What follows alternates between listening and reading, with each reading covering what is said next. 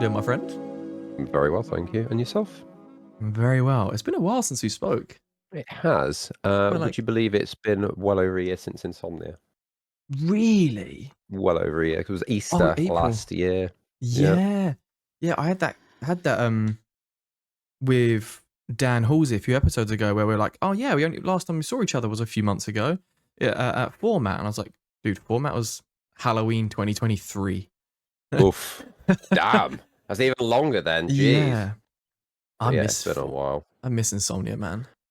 I miss getting together with everybody because Mm-hmm. a lot's changed. A lot has changed, especially for us. And Oh yeah. yourselves Yeah. since then. So Yeah. I mean, it's amazing how much can change in a year, right? You feel Mhm. like it doesn't feel that long of a time, but It doesn't, but then the older you get, time changes and shifts it's a way I can't really describe it. Like what's like say what you thought was months ago turned out to be a year and a bit ago. mm-hmm. But then on the opposite side, it can be different. It can be what feels like months ago was weeks ago.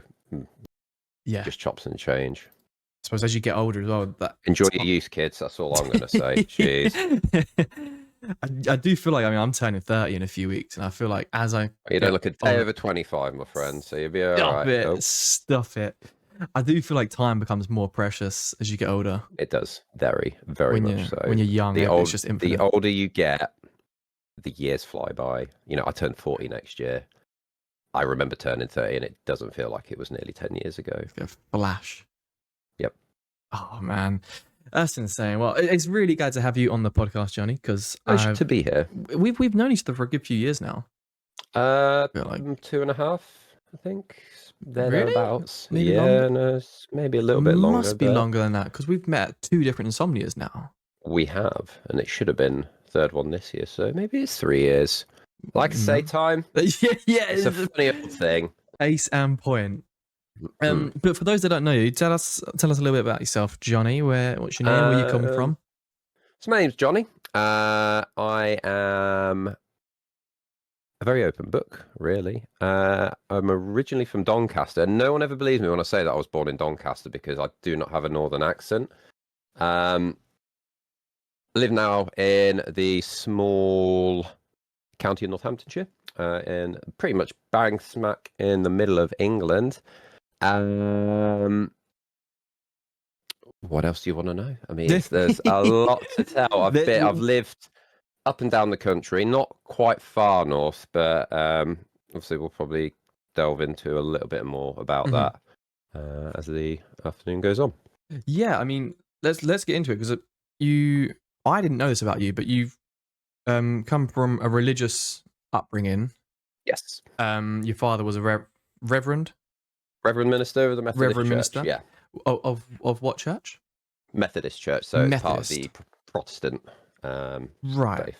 See, I actually don't know a lot about Protestants. How was that? How was that growing up? I mean, At times it's challenging, but at the time, for me it was just normal because you don't really sort of, especially sort of growing up the first few years. So like between being born till just, I think I must have just turned 4 is when we were in Doncaster. And I don't really remember too much of that because you're 4 years old, you barely remember.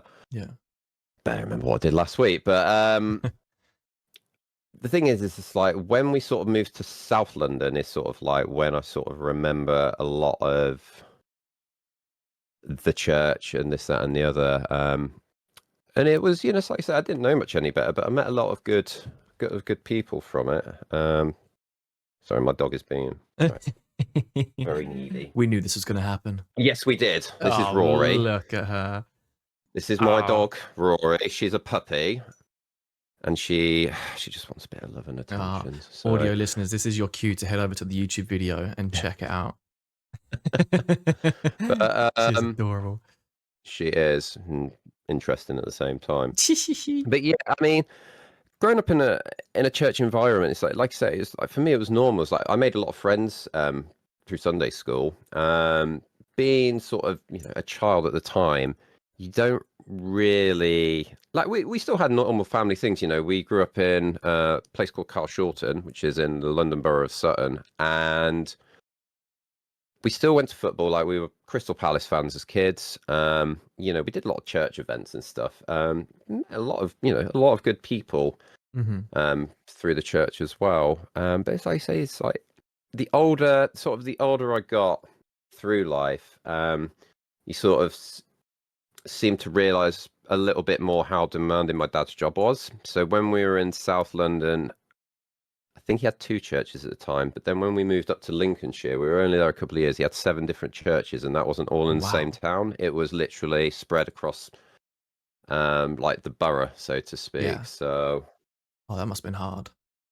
it was the most difficult thing for that sort of time is like all of our family were there. So my mum's parents and brothers and sisters lived in town of Gainsborough, which is where we were based.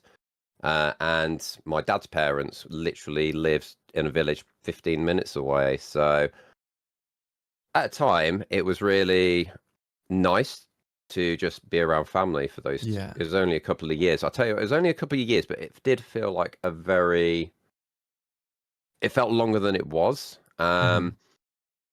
And made some good friendships there as well. And that's the thing, is it's like moving around a lot as a kid is the most difficult thing to sort of deal with at the time was making friendships, but then you sort of like having to leave them behind. And it's just like you said earlier, to me, that was just, it didn't become the norm, but it became hard. And by no means do I, resent them for any of that. Just the older that we managed to go through, like being brought up in that environment, is sort of as the older I got, especially, the more you notice that, dad's job was, what's the word I'm looking for? It wasn't demanding as such, but he was there for a lot of people. He would get calls all times of day, all times of night. Consumed Um, his time. yeah, it did. It took up a lot of his time. Um, and effectively, when we had to leave Lincolnshire, it was a very sad time for us because literally all our family was there, and I honestly think it was probably one of the happiest times as a family that we Hmm. were there. So yeah, How it old were was it you was at the time when you had to leave? When you had to leave there? 10 10. years old. You're So just starting to like really develop proper like yeah, emotions, connections, and you do. Um,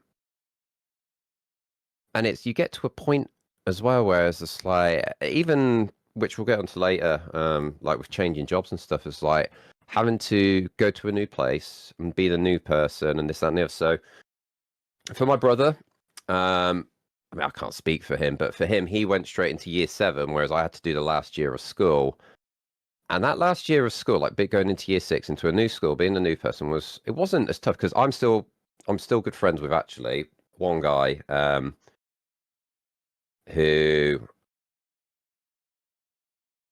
didn't take to me at first, but over time we got to know each other. Used to hang out with it, even when like we went separate ways at secondary school. And we still talk to each other nowadays as that's well. nice. Um, but yeah, I remember starting. It was Brooklands. It was called. It was a Mhm. very tough time to try and make friends because like all these kids have grown up together and they've all gone Yeah. through the classes. Do you know what I mean? And it's just they've had that stability, whereas I've not always had it. Going to school and games actually wasn't too bad because like we'd started doing like out of school things. So like we did football, we did cricket. Hmm. We literally made friends with somebody that lived just up the road from my grandma as well, which is easier because when small town, there's not many schools. You pretty much know everybody, and everybody Yeah. knows you. So that was nice. But then yeah, moving to North London was interesting. It was W- challenging. Was that quite a that's quite a shift because being going Mm. from like a small village to London is that's a big culture Uh, shock, right? Or it is. What the craziest thing as well is it's like because we lived there, so I must have been. So it was 10 when was it 10? Yeah, it was 10 when we moved, and I lived there till I was 16. I'm walking around, like, my parents were quite happy for me to wander around London between the ages of 15, 16. Now, in this day and age, you would not let any teenager wander around London. I mean, No. we lived in quite a very, like, in a very nice part of London. It was called Temple Fortune, which was just near Golders Green. It was a nice little community. It was a very heavily Jewish community. They had literally, like, I kid you not, they had a kosher Chinese takeaway. So, like, they didn't sell any pork. So, like, trying to order sort of like ribs and stuff were not on the menu. Yeah. But I tell you what, their fucking bakeries they had. Oh my God, the stuff they honestly, the stuff they made, and their fish and chip shop was amazing. Yeah. Oh Um, man. but the good thing about Northwest London as well was, so Dad had two churches there, one in Golders Green, which, funnily enough, whenever we used to drive to London for the day, we'd literally park just down the road from the church, and it's still there. It always brings like it's a mix of emotions. A lot happened at our time in North London. But one of the best things of being in that church was it was a multicultural society. There were, I can't remember the exact number, but literally over, I think, 100 people from different countries around the world. Oh, So, wow. like, when we went to events, you'd have anything from Thai food, Malaysian food, to Botswana, Nigerian, Ghana, to then, European continental, American. It was great for me because I enjoy food. Not so great for my brother, who's very set in his ways, is what I would say. No Right. offense, Yeah. but for me, I loved it. Like, and this is the thing. It's just like growing up, like with spicy food and stuff. My wife's not too keen on it, but for me, yeah, it's hot, but it's nice. It reminds me of a better time. Of a So, moment in mm, time. Yeah, I suppose hmm trying to like being so exposed to so many different cultures and foods, and I guess learning about other ways of life from yeah, quite a young age is it's quite a it's not common for a lot of people to have. So no, it's kind of a it's not. bit of a blessing. But this is like I said to you. The thing is, for us, it was normal. Is like I Yeah. didn't at this time. So when you're growing up and sort of coming to terms with everything, you don't really know what normal is until you sort of like take a step back years Hmm. later and think, actually, that wasn't so much of it. Wasn't it wasn't a terrible childhood. It wasn't a bad childhood. It was just different to Yeah. what I guess like yourself or other people that we've spoken to probably had. But then everybody's going to have different upbringings and different Of beliefs and course. everything Yeah. else. So Did you find are you still part of the church now, no, or no. where did that sway, or when you came into like adulthood, did you see any So issues or negatives you kind of I wouldn't say so. I mean, the thing is with like, and this is me personally talking. This is like people want to go to church. People will go to church. People will go to whatever place they want to worship. Everybody's entitled to their beliefs. Everybody's entitled to their faith. You get literally people who grow up just like as an atheist and then they find God. My dad, for instance, my dad used to be a manager of Lloyd's Bank in Lincoln. And then just they were brought up not in like a heavily religious household, a religious household, but I wouldn't say, it was intense? do this, do that. Yeah. Yeah. But then he just I remember me and my best friend went up to watch a game of football when he lived in Liverpool, and my best friend asked him, was like, "Oh, so what made you part of the church?" Bearing in mind we're sat in the middle of Liverpool in a pub, and he asked this question. Everyone's just a bit like, "All right," um, and he just said to her, he just feels that God spoke to him, and this, that, and the other, and he thought it was his time to do the Lord's work, so that's what he did. That's And amazing to be. it it can happen to some people. Say, you get people that find faith, or does a lot of people say, oh, prisoners it happens to, but even when Just what I was people, thinking. yeah, exactly, that's what I mean. But that's Yeah. just sort of like it's not a stereotype as such, but it's sort of like what we perceive it Yeah. as to happen. But then it can happen to anybody in times of trauma, loss, grief, or the same. My dad was just like, he just felt God was calling him. So That's quite fascinating because, like you said, normally it's a correlation of people hitting their rock bottom, mm, where they've got nowhere else to turn to, no one else to look to, and they say looking towards God or a higher power or some kind of faith Yeah. can really restore it can change people's lives. It can do. I'm not religious. I'm agnostic. I am open to whatever is out there. I don't know. But I'm willing to listen to any theory, or Yeah. people can believe whatever they want to believe. If they have faith in it, that is totally okay. And that's up to them, you know. It's Yeah. the people we've met. It's just like when you say, when you got people like stereotypically, say from like Far East Asia, like, you know, Japan, Korea, you know, a lot of those people are perceived to be Buddhist, or, but you know, when you hear like of them as a Christian, you're like, people sort of Mhm. like take a step back and it's like, that's not what you expected. But you know, it's Yeah. each to their own.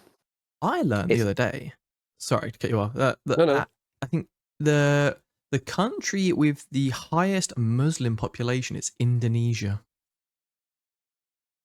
interesting. Yeah, I Did not would know not that. think that. No, something like 90% or something like that. Crikey. Well, that's quite a fascinating fact. It's a fascinating fact, and I love fascinating facts. Yeah. Um, but yeah, I mean, you see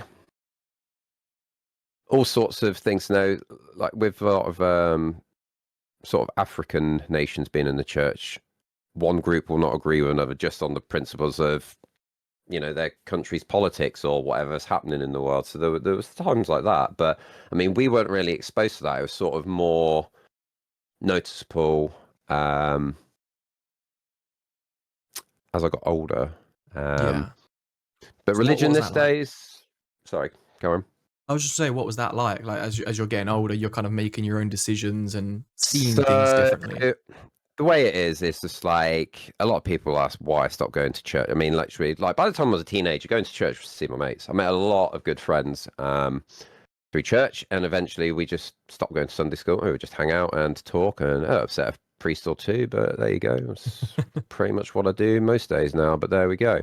Um, but when I moved, so when mum and dad separated, I moved with mum after I finished school up to where we are now in Northants.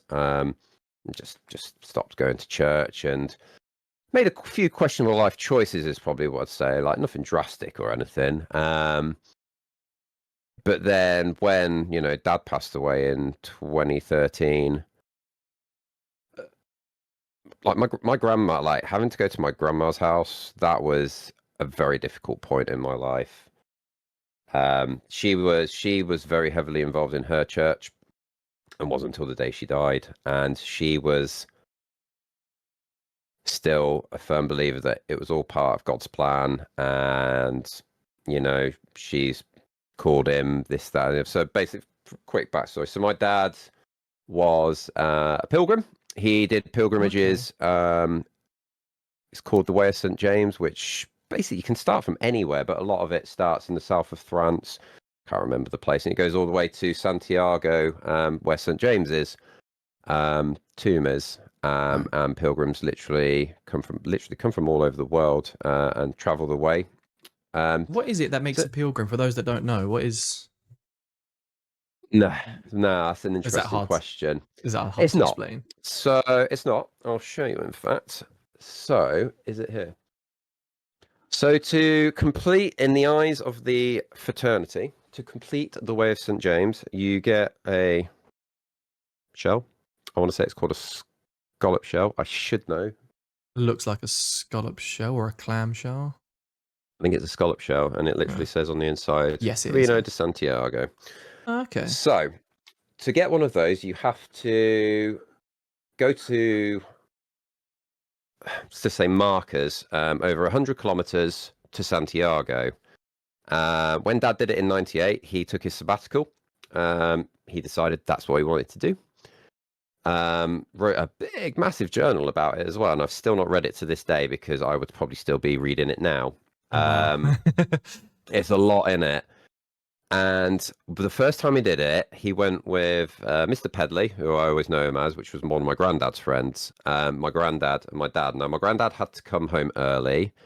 This being a man that had multiple heart attacks, a triple bypass, he was still fit, but it Wow. just got too much for him, and he had to come home. and Dad and Mr. Pedley stayed out there. Now, when Dad got bad blisters, he had to get, they were that bad, he had to go and get them treated. Oof. And because he decided to listen to a Frenchman who said that he weren't a real pilgrim because he missed a small section of it, Oh, he went back every few years and he completed the bits that he missed. He went on different no paths, way. different walks all the way, you know. So officially it finishes at the cathedral in Santiago. My aunts both did it, I think it was last year, and they both did it in memory, Oh, which was nice. that's really nice. Yeah. Um, but beyond Santiago, there's a place called Finisterre, which is, I think it's Portuguese for the end of the world. And there's a very nice picture of my brother and my dad at Finisterre. So he did that as well. So he's done multiple things. And unfortunately, in 2013, he had a heart attack in his sleep and Oh man. never woke up. And in some ways, that was, you know, he was in the place that he loved the most. We always joked it was to get away from his wife. Probably a slight hint of truth about it, to be honest with you. But The wife being not your mum, the no, person he no, no, remarried no. So after. they Yeah. separated in '99, and Dad remarried just a couple of years later. But ultimately, would say with going back to the question of what happened with me and religion, when Dad died, I pretty much lost all faith, and I thought, Right. you've taken a man that's doing your work, and I just couldn't get my head wrapped around it. And I mean, and it stayed with me for years, and I mean, absolutely. I will touch on it again later, but literally, like the loss of Dad. I mean, it still hurts now. It hurts every Of day, but course. Yeah. you come to get on with life almost. It never goes away. It just gets a little bit easier every day. So Yeah. And I suppose some days are easier than others. Some days yeah, are going to they be are. harder. They are. Yeah. It's a So tough part of life it that I think is, no one and ever really it's learns. no, and it's one that never prepares you for it as well. I think the worst No. thing was is because obviously it happened so sudden, and like I remember literally getting ready for work, and my mum came around, and I was just like, "Why is my mum here at 7 o'clock in the morning?" Oh man. So Ah, I'm sorry you hmm, had to go through that, man. That's awful. I appreciate that. It's so by 2013, you kind of lost all faith in the church, and Yeah. you hadn't been going regularly I hadn't been going regularly for for 13 years, for years. 14 years. Yeah. So literally since I left London, I always got asked to and stuff. I mean, I went to the odd sort of service in there, like weddings, especially. Hmm. But generally, that's the funny thing is like when we go to weddings or like christenings or whatnot now, as my wife, I was just like, yeah, know all the hymns, like know all the prayers. So Still remember the hymns from and we used to have a hymn book at school, and the yeah, primary school I went to, like, yeah, there's water, water of life. oh That dear. was up there, one of my favorites. Mm, So, moving on from religion, obviously you yeah. been out the church and all that. You have always been very vocal with something you struggle with. You have bulimia. Have Yeah. had. I'm sorry if I'm not wording that No, no. correctly. How did that go about? What is it that's caused you to start becoming bulimic? Um, this is the thing. Is it's like it's always been kind of a struggle to place a finger on what it was. Um, obviously, 2018 we is when we moved here, and my wife fell pregnant. And when she told me, literally, that's when I decided to get myself into gear. Because 2016, I quit smoking, and when you quit smoking and work at Greg's and just eat and eat and eat, it doesn't really end well. So I went up to 18 stone, and I was a mess. I was overweight, not healthy, and it sort of forced back on that.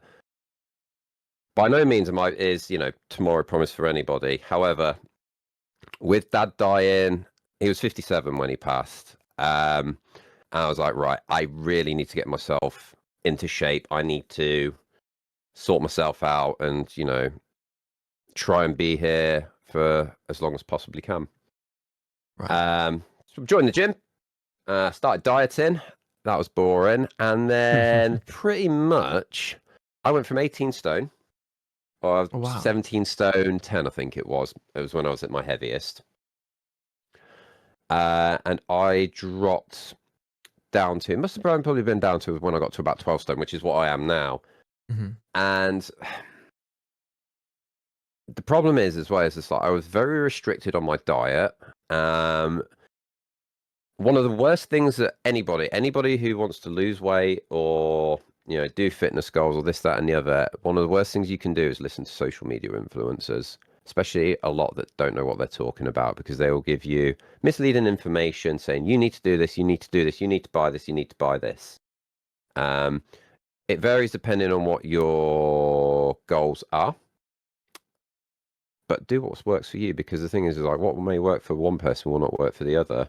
Definitely. And it got to a point where I think I was becoming pretty much upset. And I'm going to say it was an obsession with literally, I was working out when I was tired. I was literally not sleeping a lot. I was not eating the right foods, but like sort of when COVID came along, I was still working out during lockdowns. Now, at the time, my boy was, crikey, must have been just over a year. Yeah, it was just over a year old. Mm. So for us living out in the countryside, it was great. Literally, I had him strapped to my front, the dog Mhm. behind me, went out for 8 mile walks. When he went to Wicked. sleep, I made a home gym, so I was working out all the time. I was literally one of the only people during the first lockdown that probably lost weight. Um, and I think realistically, what it got to a point is when the scales just stopped dropping. It literally got to it like I plateaued, Mhm. and then I couldn't even explain why I started. So, like, anyone doesn't know what bulimia is, basically you'll binge eat and you'll literally eat a load of shit and then you feel guilty about it and then you stick your fingers in your throat and just puke it all back up. And I kid you not, I literally did that for well over a year. Well over a year. And nobody knew. I was very good at hiding it from everyone. Literally the only person, two people, well, one person knew about it, which was one of my friends,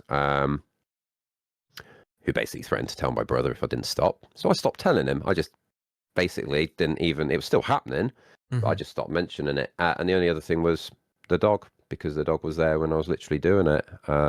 Did your wife know at the time? Nope, nope. Wow. Came as a massive shock to Liz and to my mum. Yeah. And I'll tell you what, sort of like when I really knew that I was struggling, right? This is going to sound bizarre. This was 2021. Germany were playing Hungary, and literally, I've been at work all day. I don't know where my wife, I think my wife was probably at work. I had kiddo with me, and like literally, I was having basically we call them episodes, and I was having an episode, and I was just sort of I felt it was the first time where I felt like when you get like low blood sugar and you go really faint, really weak, this, that, and the other, Mhm. and I was just sat, and the harsh reminder of it is like literally this happened there. It didn't happen. Oh, right, it happened a few times at work, but I was very careful when I was at work. But literally, just on the other Mhm. side of this wall is where it all happened. I literally remember being sat against my bathtub, feeling absolutely dreadful, thinking, "What the fuck are you doing with yourself? Like, what is the matter with you? Like, what is the point of doing this? You're going to end up hurting yourself." Unfortunately, I never did. There are a lot of people who probably still struggle with it now, have been struggling with it for years. And there's not a lot of help out there for people with eating disorders, especially in men. No, yeah, I mean that leads to one of my questions. Do you feel like eating disorders in men gets overlooked? So if when people think of an eating disorder, you think of the really skinny girls that are trying to chase this quote Mm, unquote perfect supermodel. figure, supermodel Yeah. kind of. That's what kind of people jump to when you hear eating disorder, or the opposite, the really big people that are overeating. I think the thing with men is it comes down to the whole that we're almost, not so much now, but 10, 15 years ago, we were all sort of in the mindset that we just need to man up and get on with it. And Mm-hmm. we don't talk about our feelings because that's not what men do. There are some good charities out there. Beat is one of them. but it's all about the individual actually coming to terms with that they need help. Took me freaking ages, and I mean Mm-hmm. ages to literally come to terms with it. And the thing is I knew what I was doing. The strange side to it is it's like a double-edged sword. You've just eaten a shitload of food and you feel guilty about it, and then you start purging yourself and you start feeling guilty about that, and it's just like, well, where does this freaking end? And this is literally Yeah. it wasn't a daily occurrence at all. Usually I'd find like I would always weigh myself on a Saturday morning, still do. It's weigh day. And I would usually find just before it was coming to weigh day, I was literally weighing myself every day as well at a point. I And think that's that's not probably when it healthy. was, no, that's when it was its worst because your weight will fluctuate up and down. Yeah. Um, and I think that's sort of what made it worse is like towards the end of the week, I knew that I was coming up to weigh day and I want to see the scales drop. Like I now weigh, and I've pretty much been the same weight for the last 2 years, which is 12 stone 3, thereabouts. Mm-hmm. It's about 80 kilos, I think. Right. I can't remember the exact one. The lowest I ever went to was 11 stone 2, and that was after the night before purging as well, and that wasn't healthy at Yeah. all. The strange thing is like when I sat in the bathroom and I felt dreadful, like it didn't sort of egg me to get help or look for help there. It's believe it or not, the strangest thing that happened was I came across a TikTok creator who became very good friends with. Don't talk to them now, but I made a friendship for life out of somebody from that group as well, which is great. Mm-hmm. That's nice. And talking to them is pretty much what made me. First person I had to tell was my wife.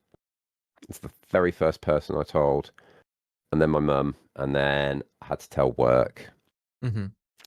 and then told probably a little bit too soon everybody else. Mm-hmm. Um, What do you mean by because that? I posted it on social media, which looking back at it, probably not the best thing that I should have done.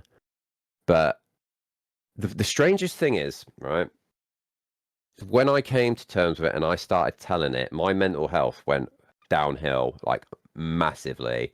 I pretty much when I started to tell everybody that I've been suffering with bulimia, this, that, and the other, is pretty much the start of what I call my mental breakdown, Oh, which was wow. 6 to 8 month period where I didn't go completely off the rails.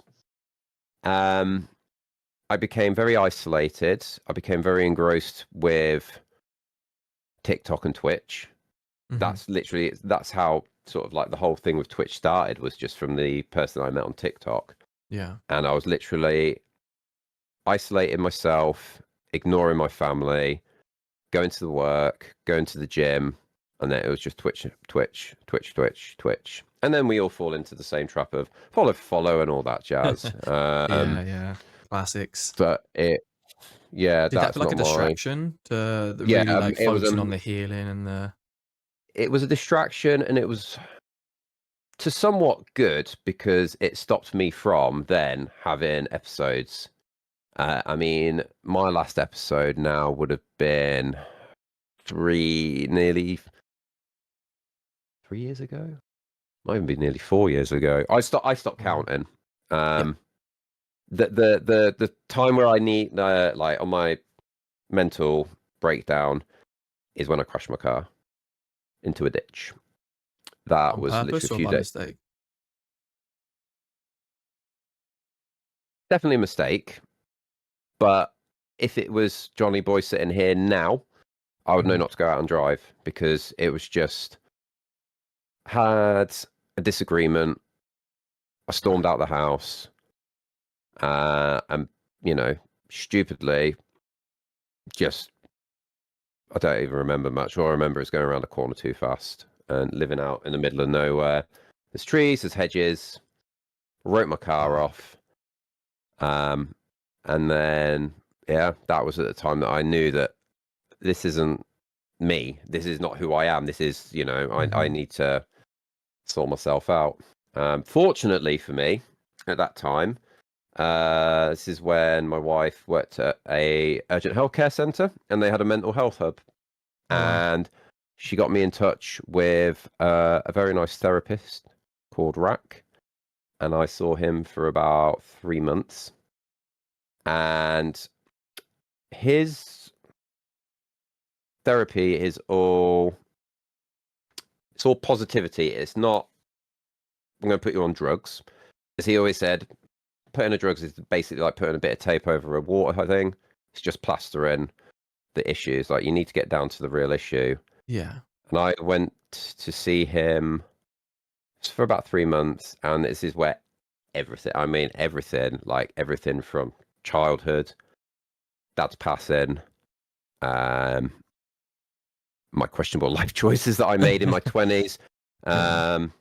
Make it sound like I was like, I mean, I was a bit of a, I wouldn't say I was a bit of a party animal. Like, there were at times where I was in the pub 7 days a week. Oh Not like, wow. just like, not, not literally drinking to the point of being an alcoholic, just Hmm. being sociable. Like, I mean, Yeah. Thursday, Friday, Saturday night were party nights. Sunday was football. Monday was a cheap night, and then Tuesday, Wednesday was like European nights of football, and then, oh look, it's Thursday again. So literally, just Yeah. for a good long time, just a never-ending cycle, just being in the pub. Which, looking back, actually wasn't all bad. I don't think my liver and my wallet would agree, but Hmm. it's just what happened. The funny thing is like, back then as well, it's like I didn't game, I didn't go out. I literally became very just isolated with myself. But yeah, it was fun while it lasted, but I couldn't do it now. Couldn't afford to do it now. I was gonna say pints were a lot cheaper 20 years ago, hmm 15 years ago. £2. £2 Ye- for a pint in Weatherspoons. oh my god, I think it's about six Yeah, quid for a pint near me now. yeah. I think One we got pound London on Monday. prices. Jeez, Monday night, £1.50 for a vodka Red Bull single. So hello, I'll Oh have my 10. god. 15 quid, I'll have 10, and just Yeah. fucking. You could have a great night out on 20 quid. Now you can Yeah, maybe you have could. 3 drinks at 20 quid. But Yeah, times are oh hard. man, that's so I was going to ask you where you felt Yep, your lowest point was in all of this, but I'm guessing the car crash is around definitely is my car pretty much crash. here. That I Literally, it was a wake up call more than anything. yeah. I still look back on it and I just think, what were you thinking? Hmm. Like, just, I could be dead. Yeah. Realistically, I was driving way too fast on a bend on a country road in winter. And for those that aren't British and don't know what a country road is, there's pretty much no street lights. You're No. covered in like hedges basically either side of you. There's so many blind corners, you can't really see what's coming your way. Mm. Like this country roads are scary roads Yeah, at they night. are. Yeah, they are. Fuck man. It's it's horrible that sometimes we need those kind of wake up Wake calls up calls. it never doesn't always have to be like to that extreme, No. and not all of us are lucky to survive them. Yeah. So that On must the have other been side of it hard. is, it was hard, but on the other side of it, I'm glad. It sounds weird when I say I'm glad that I experienced it. It's taught me a lot about Hmm. a lot of things, and I mean Yeah. a lot of things. I say, like, the first, even after recovery, like the obsession, not the obsession, it pretty much was an obsession with Twitch. Like, I was hanging out in anybody and everybody's stream just to escape reality, Yeah. to the point where, like, I wouldn't say my marriage was in jeopardy, but it put a big strain on it, and a big strain on it. Yeah, because your wife's not a gamer or like she's No, not involved in that scene no, either. So that no, she's not. in her head, she's like, "What is this whole thing?" Or like, obviously, I'm assuming trying to be like understanding and support Yeah. you in your endeavors and On the whatnot. But on the same side, like, she'll come to events with me as well. Do you know what I mean? Because she likes yeah, she likes to be sociable. I mean, you've met her a couple of times. yeah, it's brilliant. Always a good So laugh. yeah, and Yeah. it's not like where people are always like, "Oh, we should come to keep an eye on you." It's like, no. So I just ask, "Do you want to come?" If she didn't want to come, she wouldn't. Yeah, exactly. And it's like So in her mind, whoever it's with, if you having a good night out and you're enjoying the people you're exactly, surrounded by, then you're gonna have a good night. yeah. We did it.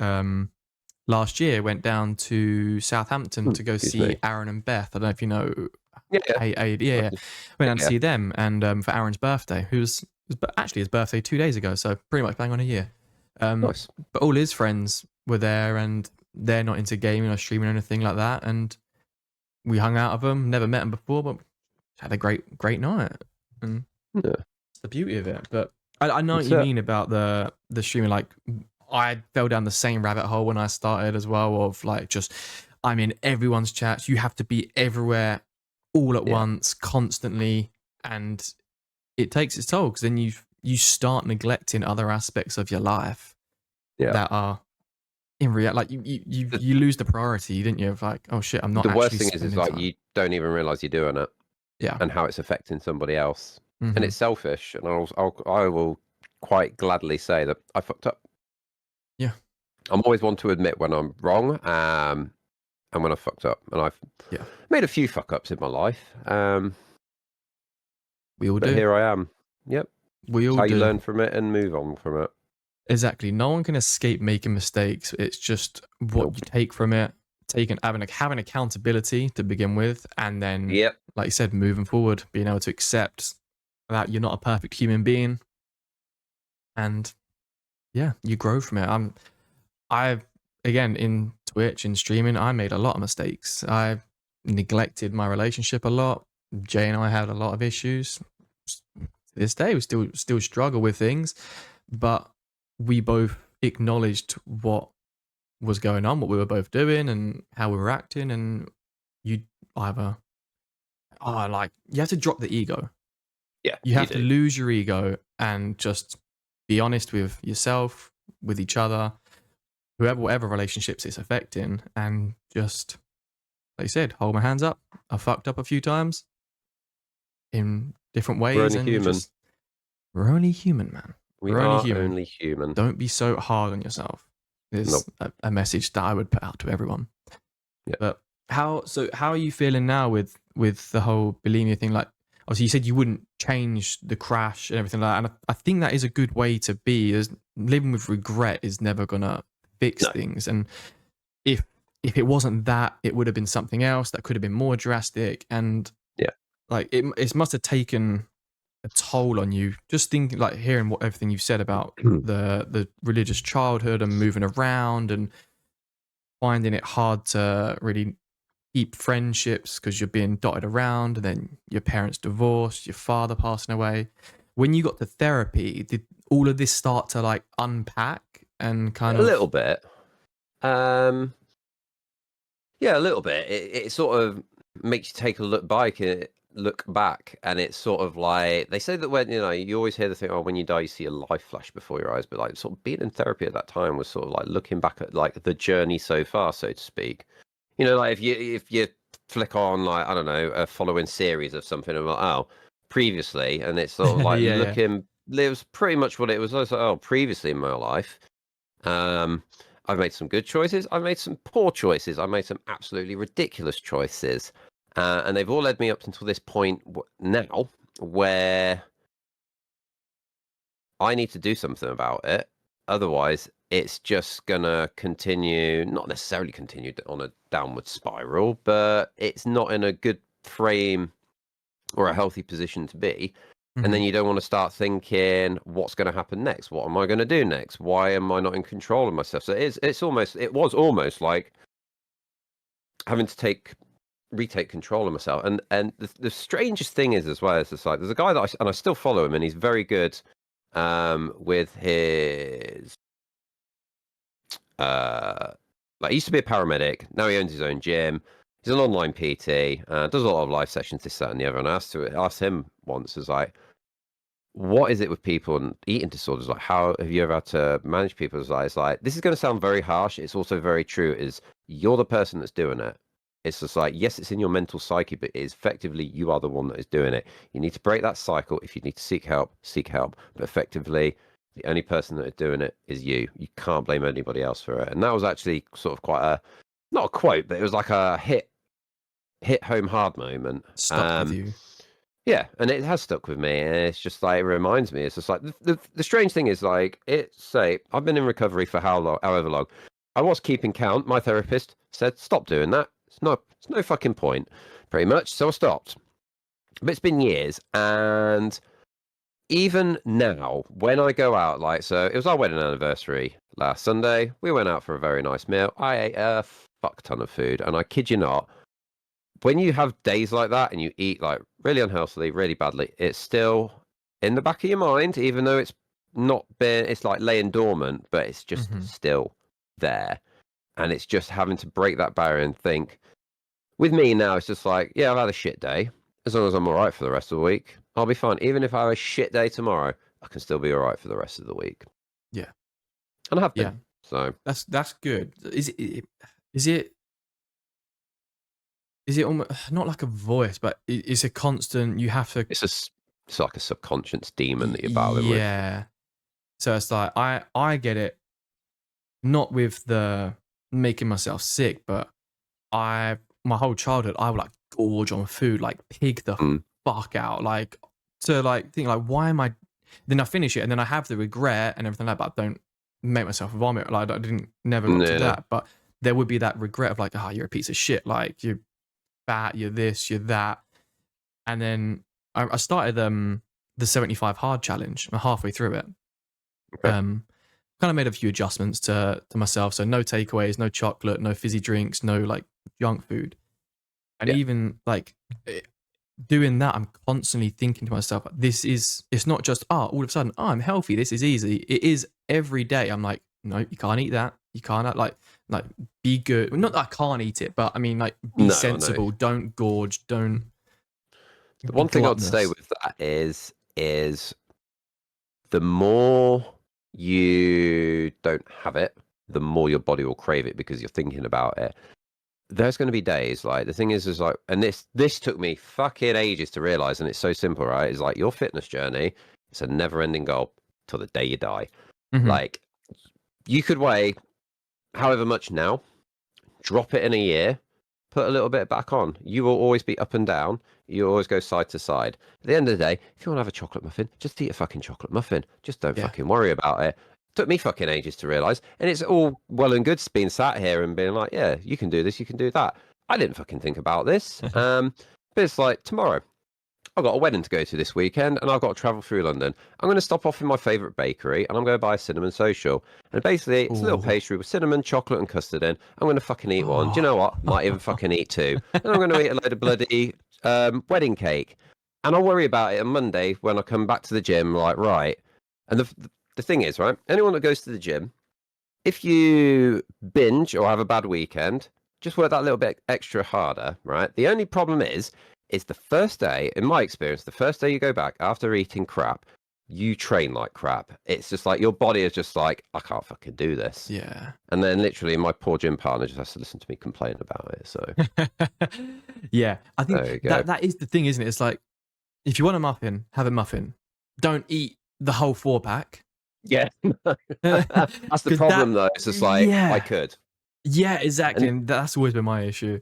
I working at Greg's was a nightmare. Yeah, Because how's it's just that? there and it's just there. It's just there and readily available. And the thing is like I said, when you restrict yourself, your body craves it more. And you have one, but you just don't want one. You want four, and then that's when Mhm. like it all starts to creep in again. It's Yeah. just it's a never-ending cycle, and it's probably going to be something I'm dealing with all of my life. But it's all about maintaining it Mhm. to the best that I can.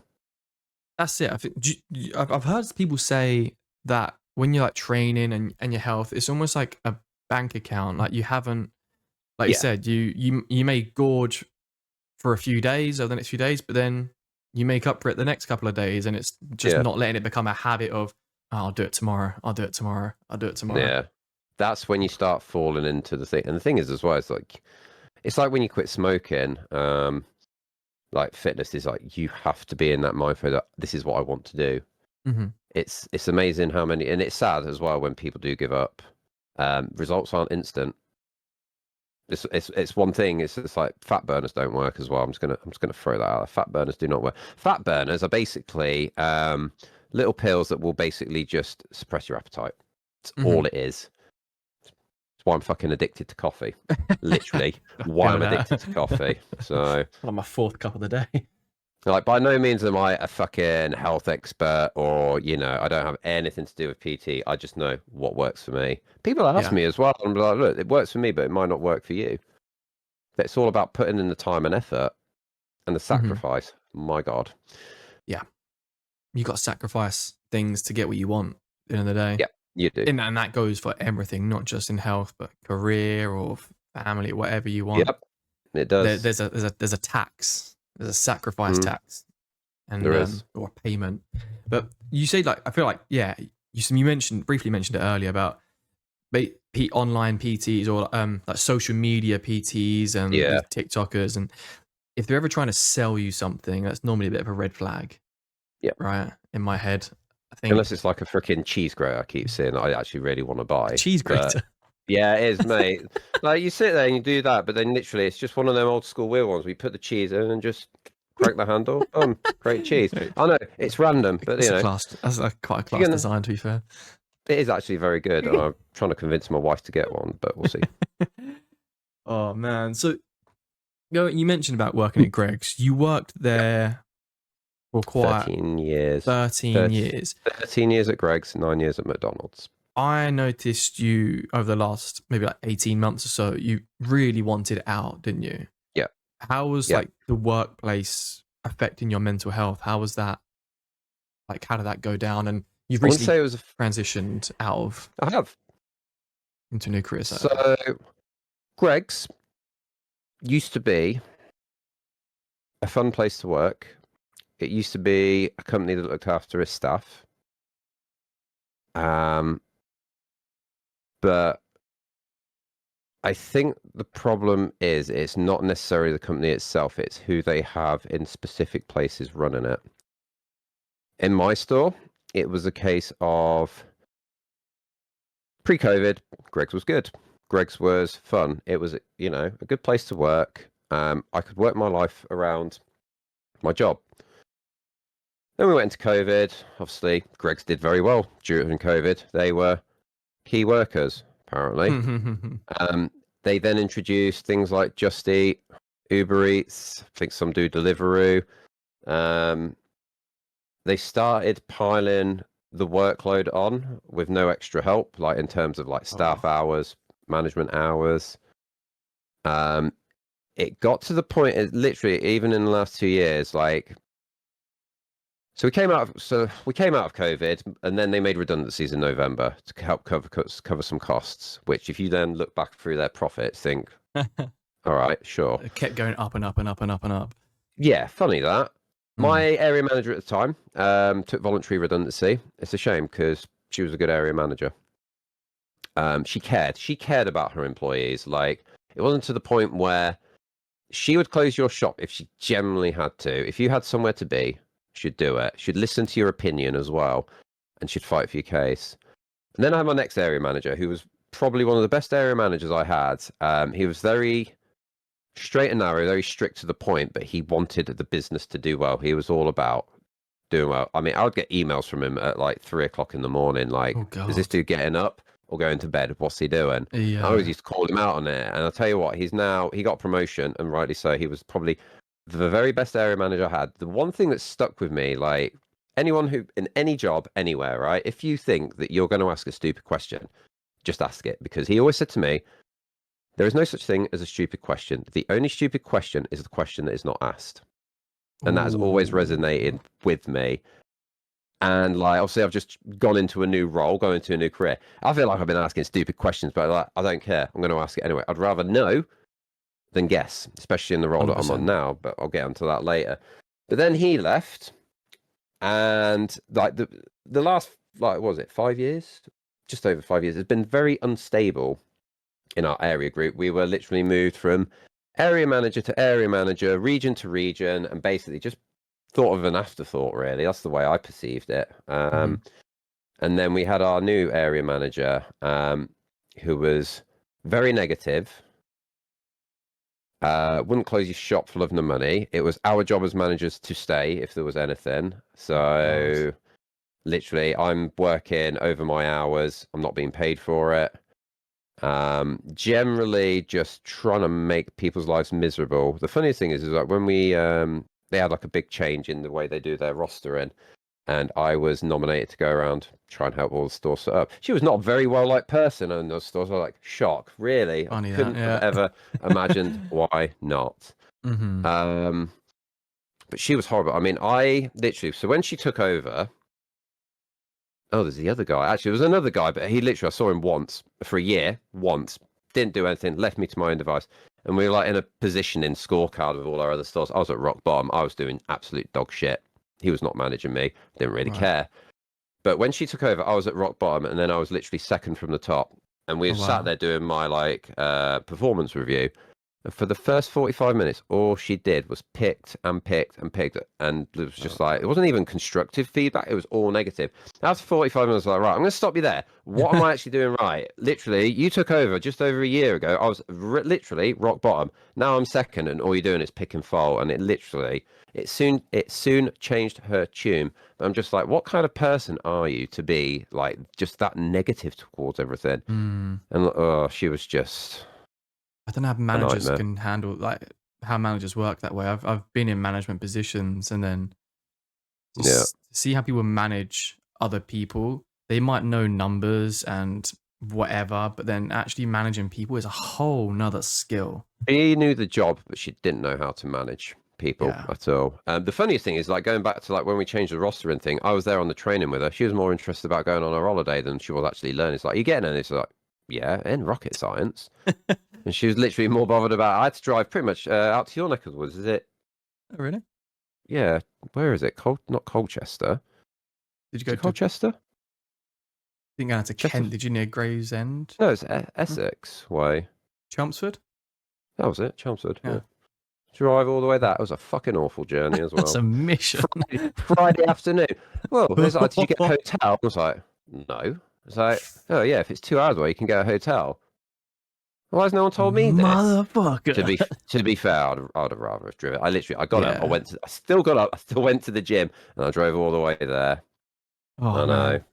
but yeah, and then literally she left. She transferred up north to be near her family, and then the area manager that's there now, she was okay. She was all right. She was one of the better ones, but then the problem is, it's just like I was on holiday last year in Scotland, and somebody handed me a sick note over WhatsApp. I'm just like, why are you giving this to me? I'm literally on holiday with my family, so I didn't Mhm. really know who else to give it to. It's like the other fucking supervisors that are at work, Yeah. somebody else, anybody. And then literally the same happened in September, and like literally it got to the end of September, and I was just like, and I said, I just cannot do this job anymore. It's just, Yeah. I, I barely saw my boy. You know, he's 6 years old. I was getting home at 6:30, 7:15 at night. He was going to bed an hour later. This was 5 days a week. It was That's no way just to live, man. no. Fortunately for me, my mum is an angel. She's literally will always help us out with childcare. That's nice. Sometimes, usually, what happens is like she'll go away and then he'll be sick, and then I had to jack in. I had to just call in sick for work. It's like I can't. My wife's at work. Her job takes importance. She has to save people's lives. I just sell Yeah. fucking got to sell sandwiches and pasties. Pretty much, be all right. Yeah. Yeah. Yeah. Yeah. Yeah, babe, you're gonna have to call in sick, and some people might have Mm, to die. I need to get these sausage rolls out. exactly. Yeah. Yeah, no, that makes total sense. You got to do what's best for your mental Yeah. health and for And your boy, your family. you know what? I've been in my new job. New job. Yeah, how's that coming Um, along? so an old employee of mine, he was part of my management team. I kind of nudged him to become a manager, like basically like a shift supervisor. He left me, and I always forget. He left me to go and be an accountant, and I always forget he left to be an accountant. I just thought he went from Greg's to the trains, but no, he went to be an accountant, and then he got a job on the railway, doing basically what I do now, which is a customer service officer. And he's like, "Why don't you come and join me?" He's like, "It's a little bit less money, but get an extra week's holiday, free train travel up and down the line. It's a good pension scheme, this, that, and the other." I was like, "Why not?" So actually, before the holiday last year where I had them sick notes, I actually went for an assessment day, and I was too overconfident and too cocky on one of the things. It's funny because we did two scenarios. The one that I was very vocal and very sort of hands-on with. I was too cocky and overconfident. And the one where I could barely get an edge words in actually was my better one. I was like, how does this figure out? Anyway, so I wasn't offered an interview, and I actually came away from that thinking, fuck, how did I forget? So I asked for feedback. I was like, right, this is what I need to work on next time. And then after 6 months, I can apply again. 6 months later, went back, I was like, right, don't do this, don't do this, do this, do this. I was given an interview, but then I was put into what they call the talent pool. So a talent pool basically is there's a job waiting for you. You've just got to wait for it. So it's like, are you happy to do that? I was like, yeah, fine. And then literally back end of January, got a call like, you still interested? It's like, absolutely. Handed my notice in there and then. Wicked. And I've been. The strange thing with my job is, it's like, so I'm in what they call safety critical roles. Like, there's a lot of rules to learn. I had to basically learn, I'd probably say a third of the rail rule book, which I'll show you. Oh, I I had to bet learn it's a a third of thick the boy. rail book in 2 weeks. Oof, God. She looks thick. And that's that. If you want to be a train driver, Oh. folks, good luck. If you want to be a signaller, good luck. Oh, So I had God. to learn all that in 2 weeks. But effectively, I had to learn a whole brand new job in the space of 2 weeks. And I'll tell you what, even I was surprised that I did so well. I got like, was it 96% on my rules exam? Nice. I have passed. I'm assessed every month. They're all going fine. Everybody's happy with the way that I do my job. Everyone thinks I'm Nice. competent, which is always good to hear. Always. So the guy who told me about the job mentored me as well. And the thing is, as well, it's like, well done. It's like, not only did I want to obviously prove to myself that I could do it, I wanted to show everybody else that actually he's good at his job and he can do it. And I'm always going to be grateful for him. And the thing is, as well, is it's like, the trains aren't just plain sailing. Like, I have to dispatch trains. Obviously, at some point, I'm going to start selling tickets. There are like a million different tickets on the trains. And that's not an exaggeration. I literally watch the people selling. I'm like, what in the chuff is actually, what are you even on about? I'm just like, it's mad. It's like a 20-year-old system that no one wants to update because it Oh, works. God. Yeah, I So, suppose if it works, don't. If it ain't broke, don't fix it. yeah, and I've had to deal with like train cancellations, signal failure, points failure, people being stranded at the station. They're all looking to you for answers. I'm not getting any answers, and I'm like, right, I'm trying to actually find out this information. You're just gonna have to bear with me. In retail, I thought I'd been called every name under the sun. Boy, was I wrong. I thought I'd seen everything in retail. Boy, was I wrong. But the great thing about like the trains is like, when it's running smoothly, it is a very easy job. I literally stand to just be like, "Hello, Mr. Train Driver." Right? Mhm. No one's fallen under the train. No one's on the freaking tracks. No one's. When like shit hits the fan, so to speak, that's when you earn your money, and that's when you sort. And the thing is, as Yeah. well, I seem to be of a shit magnet for disruption. But the thing is, it happened, and this is what I've always said. Like, it happened a lot during my mentorship period, and it's like I said to my mentors, like, look, I know it's not great for you. It's very stressful, and he's like, he was very grateful that I was there with him. But for me, it's good to sort of be there and see all this happening because then I know what I'm dealing with in that situation. Mhm. And it happened literally a few weeks ago, where it's like it's just me and another person, our supervisor, and they were all commenting about like how I've like taken a leading role on. I'm organising this, and this. The only problem is like when you don't know when your trains are coming or they're late or delayed, and it starts backing up over the hours. Eventually, like when's your next train comes, like I don't even fucking I know ain't got a anymore clue yet. when it turns up. But I tell you what, it's been 2 months. I've had a lot of shit to deal with. 100% better than what I used to do. That's 100% good. better, and I fucking love it. It is a great job to do. That's amazing, man. It's so good to hear because, I mean, I'm sure anyone listening now has been in a job that they hate I or they used to love and just can't do it Yeah. anymore. It took me not a lot of time to realize why was I in that job for so long? Why was I so fucking miserable? Okay, so I've had to take a pay cut. That's fine. We can still get by. I've got an extra week's holiday just by changing my Perfect. jobs. It has a lot of perks. It has a lot of cons. But in 2 years' time, I'll be on par with what I was earning. There you go. I think it is so easy to get stuck into a routine with It is. work and to just be like, oh, You fuck, I'm become you actually become miserable. complacent. That's the problem. You become Yeah. complacent and comfortable, and you're like, change is scary. By no means. Like I will look into the camera. Change is fucking terrifying. Like coming into a new job. I've only had to do it a number of times, but like even coming into working on the trains, I still had to be the new guy. I had to turn up on day one and be like, fuck, I'm gonna have to be the new guy. I'm gonna have to engage with people I don't know. One of the best thing, and I said this to her, there was a pregnant girl. She worked on the trains, but she had to do light duty, so she was working in the ticket office.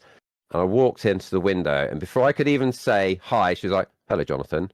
And I've been expecting you. We've got your staff ID card, and we've all been looking at it. And I'll tell you what, though, just put me at ease straight away." And she was very welcoming and very lovely. Oh, And that's now she's nice. gone. And she was just like, "I'm going to miss you, Jonathan." Everyone Oh. just calls me Jonathan as well. And it was just like, it just made me feel a lot more at ease, a lot less pressured. And That's like, when nice. the supervisor's like, "Oh, yeah, I remember you from your assessment day and this, that, and the other." So it can be hard, but I'll tell you what, it was worth it. 100% worth it. Trying Yeah. to convince other people to get out of Greg's. It's just, it sounds awful. I'm trying not to slate them too much because, you know, they were good to me for a number of years and they Of gave me the course, yeah. opportunities that I did. But it's just like, just treat your staff better. Just fucking treat your staff better. I see customers. There's one at the gym. He loves to tell me how fucking shit it's been since I left. And I've seen customers on, you know, customers still take trains. And I've bumped into a guy who's like, I literally turned up at lunch just to get some drinks and it was closed. I'm like, what are they doing with the place? Nah. It's one of my favorite pastimes is like checking in with old work colleagues just to see how like how much of a shitstorm Mm. it still is. Like, The, of the thing is, though, is like higher management won't blame themselves. course not. Do you know what I mean? They'll be like, oh, they won't like see the fact that because they had a great manager. Sorry, I'm not inflating my ego, but I was fucking good at my job. There you go. Um, they won't see that because I left. And when I had my like meeting with my boss, was like, you need to do this, you need to do this, you need to do this, otherwise it's just gonna. And she just ignored it. It just all fell to pieces. And I'm just sort of sat back. And the thing is like some people are like, does it make you glad? And it's like, no, because I've got friends that still work there, and Yeah. I don't want to see them have to struggle because of other people's incompetency. Yeah, I feel that. I got a few So, friends still from Lidl when I used to work there, and I'm just like, you're so much better than this place. Like, you deserve to be treated so much better. Like, I know I want you out, but like, and that's the one thing as well. It's just like um, one of the girls who was there, like she was there when I started on day one at my store that I ran. When I told her, like, she was good for you. You're so much better than this, and you're still young enough to go and do something. mhm. And she's still there, and I wish she'd get out. So I'm sure she will in her own time when it's right you for never her. know. You never know. It's the thing. It's always people's different journeys. Maybe she's meant to be there for a little bit longer for her to learn a certain lesson, and then she'll be like, "I'm out," and I it's think she's just holding on for retirement, so she's only got a few oh years really? left in her. Bless her. Yeah, In that case, probably yeah. It's just yeah. not worth the effort of training for something new. Just No, I really hope I don't get to retirement age and still working a 9 to 5. think I got some bad news for you, mate. No, I refuse. I The way refuse. things, the way things are at the minute, you just like even I'm thinking, am I ever going to get to retire? Who It's knows? an We'll awful find out. concept, It really. is Like just work that you have to work until what, like 70 now? I don't probably. even know what the age is. I'm pretty sure it used to be like 61 or 62 when I was younger. And now Probably. I it's think like it was 65 since I've been working. 65. Right, right, right. This is an eye opener. So when I first started McDonald's, I was 17. How much do you think I was on an hourly rate? Oh, God. Bearing in mind this is Probably like 22 years ago. yeah, a couple of pound an hour or something like £4 an hour. that. And I used to Oh, think I was fucking earning mega bucks then. I was like, hey, it's payday. I look back and yep. like, damn, it's 3 times as much now. Yeah. You think minimum wage for if you're like 18, if you're like 17 years old and you're getting paid, what is it, like 11.50 an hour or something like that now? Like 12, Yeah. 12 quid an hour? I don't quite know what the minimum wage is now. But like, I remember, Pass. yeah. But to be fair, you look at the under 18s, like we got some pot washes, like 16-year-olds that do like a shift on the weekend. Mm. Yeah. And they're like on like, yeah, still like £6 an hour. I'm just like, that is a hard graft for £6 an hour. Yeah, it is. Like, feel bad. Fuck that. It's But not no. our job to change the world, unfortunately. It's not. If we can have a little impact though, a positive impact, leave a good Yeah, mark, then I'm happy with that's it. that. That's what But I'm here for. you feeling good now? You feeling 100%. like you're in a much Even better like literally place? And 6 months ago, 100%.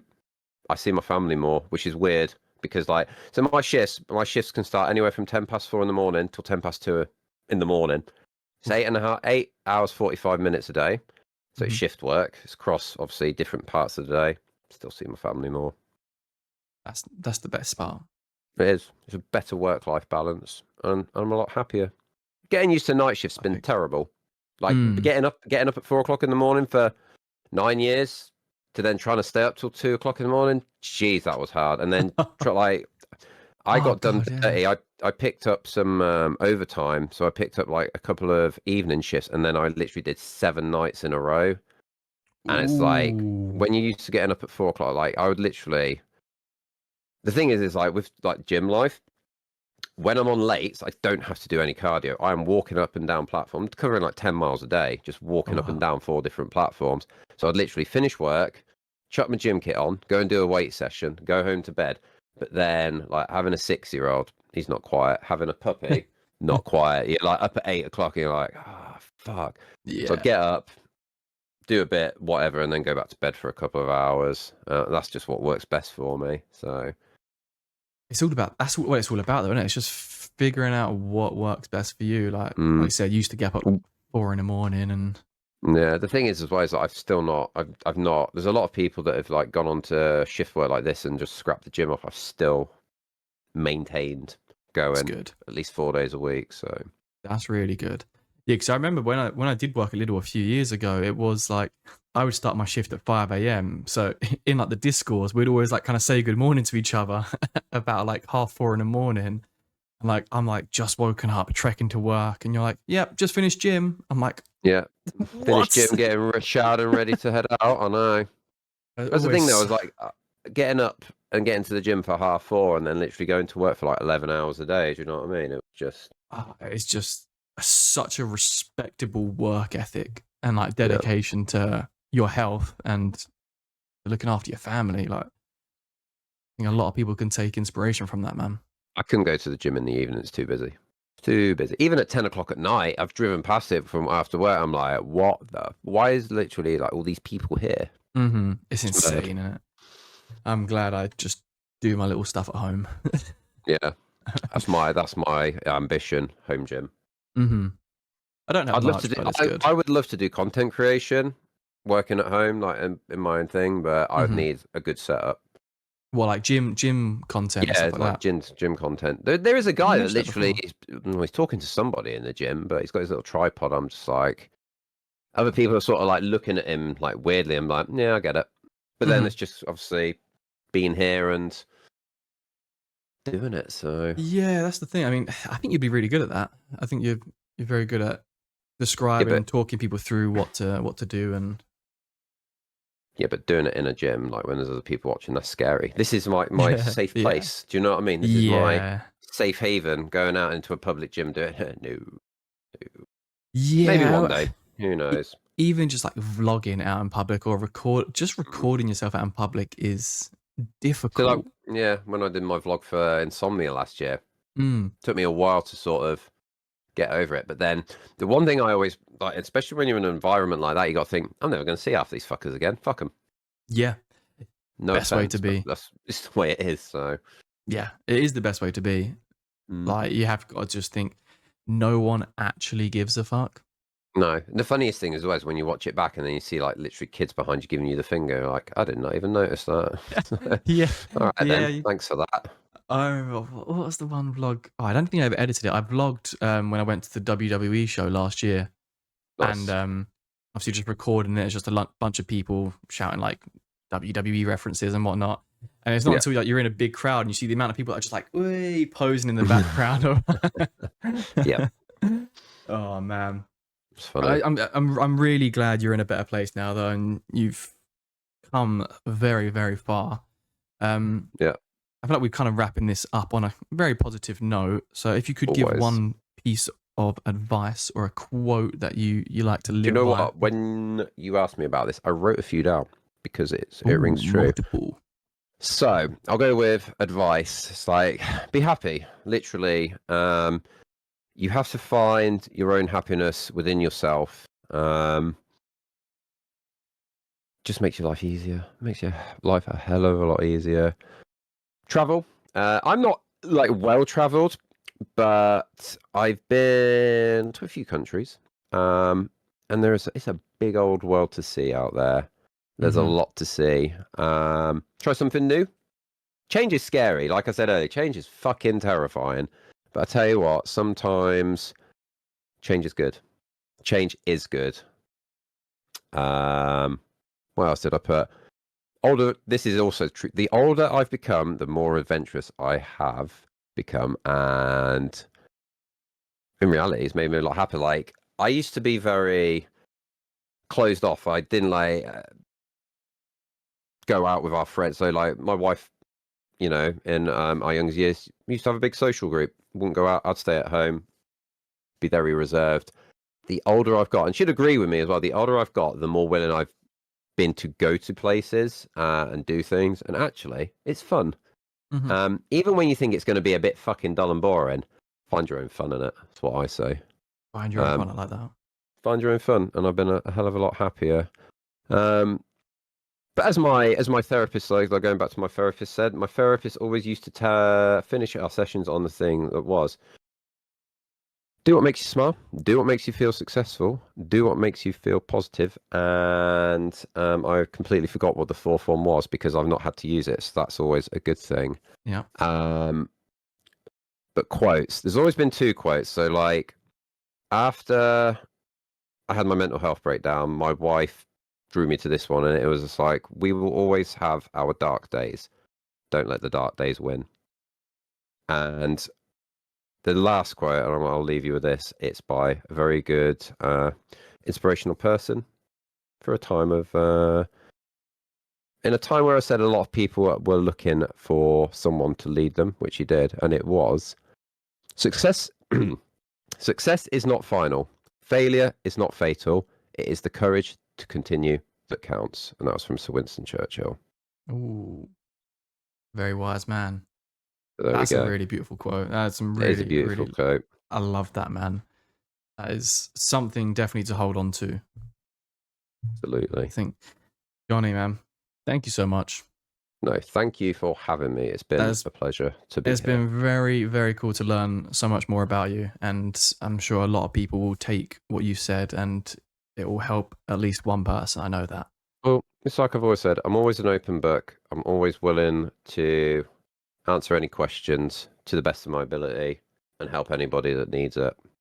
I remember what it was like to be alone, struggling, and it was dreadful. And I don't want to see other people like that. If I can help change the world, if I can help just change one person's life, the world's always a better place. 100% agree, my friend. Thank you so much, Jonny. Thank you very much. It's been a Those that pleasure. are listening, twitch.tv/Jonny_McWang. Underscore. Oh, yes. McWang. McWang. McWang. With one G, yeah. The link will be in dear. the description. Jonny, thank you so much, my friend. It's always a pleasure. Cheers, fella. Thank Love you you very brother. much. See you later. Bye. Bye, everybody.